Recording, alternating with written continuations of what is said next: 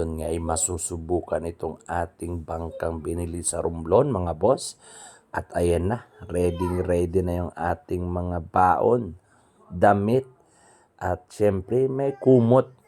Bakit nga ba may kumot? Kasi ngayon mga boss, pupunta tayo sa Sibulu Island. Saan nga ba yung Sibulu Island? Ito mga boss. At sa tansya ko, nasa 3 to 4 hours na biyahe yan mga boss papunta doon. Pagka hindi pa po maganda yung panahon ay sobra pa po. So, itong adventure na ito mga boss ay hindi lang ito ngayon nangyari o ngayon namin gagawin. Itong adventure na to mga boss ay maraming beses nang napuntahan ng aking mga tiyuhin, pinsan, at saka mga kapatid ko rin. So ngayon sabi nila isasama nila ako para ma-experience ko rin daw yung long distance deep fishing mga boss. So alas 2 na dyan, pasado. At sabi ng mga kapatid ko ay kailangan naming mas maagang umalis para pagdating doon ay talagang ma-experience namin yung pakain ng mga isda. At dumating na sila dito at sobrang excited na paalis na kami dito. Yan si Andre, yan si Kuya sa unahan, at saka si Alvin naman ay dito na sa likod. Ayan, yung mga kapatid ko. So yung tatanong pala yung makina namin, ang makina namin ay yan, Yamada 18 HP. Ayan, at makikita mo sa sobrang ganda ng dagat. Ano mga boss? Walang kaalon-alon, talagang nakaayon sa plano natin. Yan yung tubig mga boss dito sa Boracay pagka gabi. At hindi naman kami basta-basta umaalis mga boss nang hindi tatrack ng weather condition. So ayan, sobrang saya na nila dyan. May pa sound pa yan. So ayun, fast forward. Sobrang dilim ng gabi kasi kanina may buwan diyan na nakaalis-alis na kami ng konti diyan sa Boracay ay nagtago yung buwan. Fast forward ulit, malapit na kami diyan sa spot at tinatrack na ni Andre diyan yung lugar kung saan yung mga spot nila na nakakukuha sila nung nakaraan nilang punta dito. Pero hindi ko na matanaw dyan yung Boracay. Yung matatanaw ko na lang dyan ay yung satellite nung windmill. Pero so dyan, sobrang lapit na talaga namin dyan at excited na rin ako. Ayan na, makikita mo, andyan na kami sa spot. Sa unang spot nila na talagang, kasi may mga markings yung kapatid ko at time check, that's 6:20 na siguro yan or 5:30. Sorry. So ayun, hulog na kami ng ewan ko anong tawag sa inyo. Ang tawag dito sa amin ay pasabad. O para hindi masyadong bumilis yung ng bangka, layo ng bangka sa spot. So ayan, iuhulog na ni Kuya, parang parachute yan mga boss. So kung gusto nyong matuto niyan, meron naman sa YouTube niyan ng mga tutorial, o kung gusto nyong matuto, tanongin ko na lang yung mga kapatid ko. So ayan, nakalagay na kami dyan. So ito yung kagandahan talaga mga boss sa amin magkakapatid pagka ito na sa spot na kwento-kwento na ng mga buhay-buhay. Actually, itong fishing namin ay parang 80% tawanan. 10% lang yata yung puro laro. Pero talagang sabay sa pagjijig ay hindi kami nakakaramdam ng pagod talaga kasi throughout the time ay talagang maraming kwento tong mga kapatid ko. So, syempre, ambag din tayo sa kwento dyan mga boss.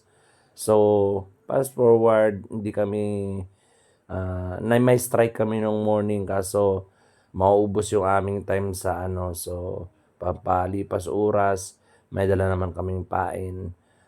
Ito, nag-ano kami, napamain muna kami at naipakita pa sa atin ng nature yung napakagandang experience. Nakikita niyo naman boss, yan yung Buhawi mga boss, no?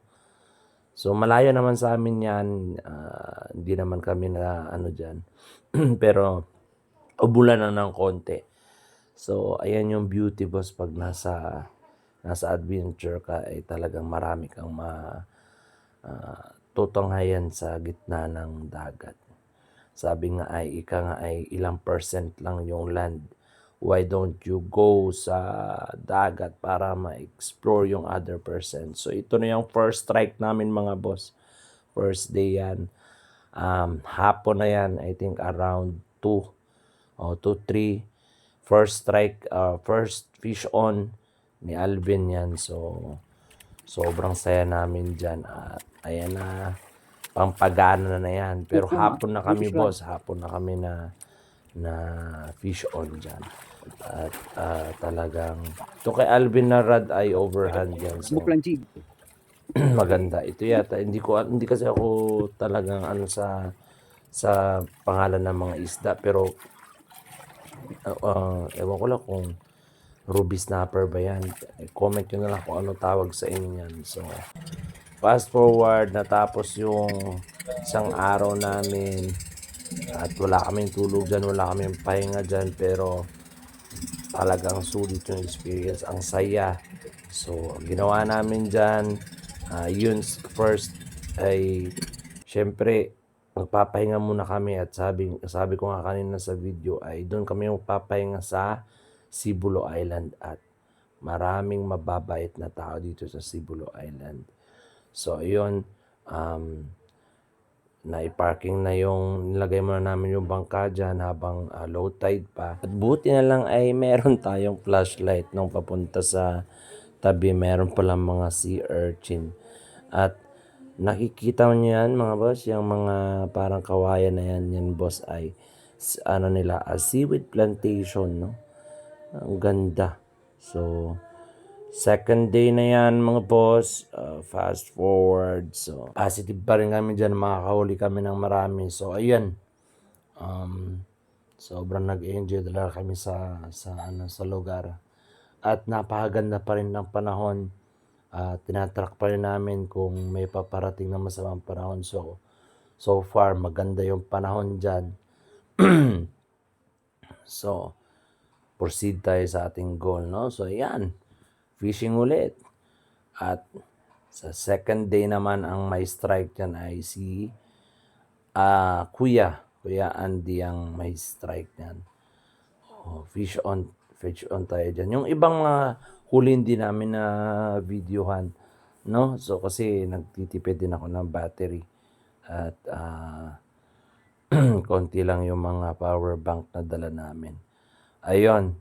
So first strike ni Kuya yan at yung second fish on siya pa rin, kay Kuya pa din. So sige lang, siya yung buenas eh.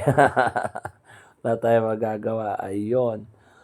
At ayan at saka yan na rod pa rin ang nakakakuha, yung overhand ni Alvin. At kung gusto nyo malaman kung magkano yan, pwede kayong mag-comment sa comment section para mabigay natin sa inyo yung quote niyan at kung saan makakabili niyan. Ayun, ganun pa din.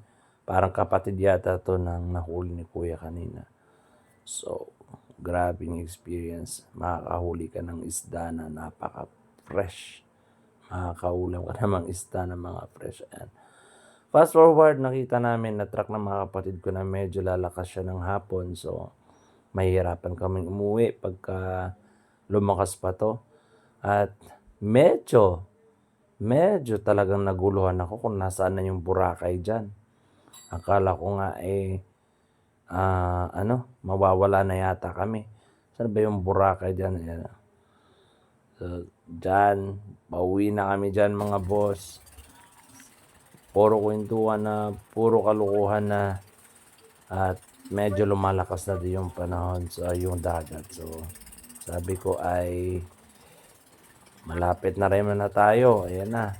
Pero kung makikita mo dyan, putol pa rin yung Boracay dyan at walang kahumpay-humpay na tawanan pa din. Hindi mauubusan to si Andre ng kwento at saka sumakit palalo ang likod ko sa katawa sa kanya. So ayun yung kagandahan mga boss, no? Pagkasama natin yung mga talagang nakasanayan natin na tao, hindi ka nalalayo sa mga kapatid mo na lang, ano? So ang saya. Ayan yung Shangri-La mga boss, Boracay na kami dyan. At sobrang thankful ako sa experience at napakasaya ko ngayon mga boss. Ayan pala yung mga huli namin, yung iba hindi na videohan at saka yung iba dyan ay binigay lang sa amin dun ng mga taga Sibulo, ang babait nila mga boss. Ayan yung sa baba, binili namin yan kasi sabi ng mga kapatid ko masarap to. At yan yung mga nahuli namin sa pain. Sobrang blessing mga boss.